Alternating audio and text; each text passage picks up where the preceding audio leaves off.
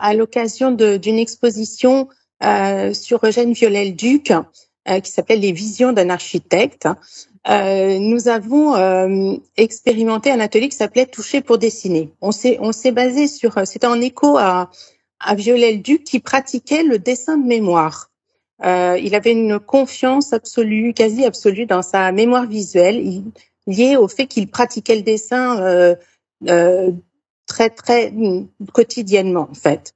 Et donc en écho à cette démarche, on a proposé aux visiteurs de troquer leur œil pour leurs doigts et de les inviter à reproduire un dessin en relief qu'ils ne voyaient pas avec des supports bien particuliers.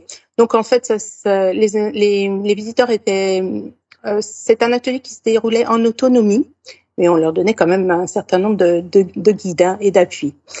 Donc, ils se retrouvaient dans une petite alcôve, ils étaient invités à s'asseoir et devant eux se trouvait une table avec un dessin en relief caché dans une boîte.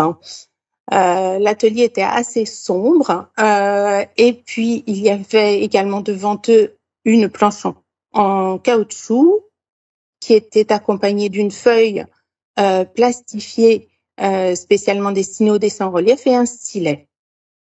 Un casque audio était là pour les aider à comprendre la disposition, l'atelier, parce qu'ils étaient quasiment dans le noir, donc ne pas les effrayer. Donc on leur expliquait en quoi consistait l'atelier. On leur décrivait également le dessin, on leur donnait également des consignes pour l'approche du dessin de façon à ce qu'ils puissent l'appréhender, ainsi que quelques consignes, puisqu'ils avaient visité l'exposition, mais pas nécessairement repéré l'œuvre. Voilà, une fois qu'ils avaient appréhendé cette œuvre, on les invitait donc à la reproduire à l'aide du stylet sur le papier en relief. Et ensuite, ils sortaient de l'atelier et pouvaient comparer leur production avec la réalité du dessin qui avait été stylisé dans le dessin en relief. Alors là encore, on s'est aperçu que ça avait un grand succès auprès des visiteurs, puisque on a eu sur 4 mois près de 15 000 dessins réalisés et qu'à chaque fois, les gens étaient très intéressés et là encore remarquaient qu'ils n'avaient pas remarqué cette œuvre ou n'avaient pas du tout noté tous les détails qui s'y rapportaient.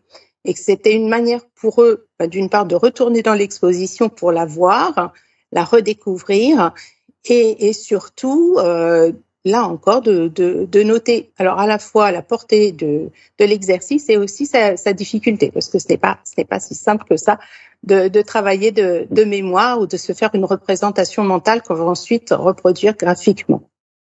Là, donc on a effectivement noté à nouveau que cette pratique, que ce soit toucher une sculpture ou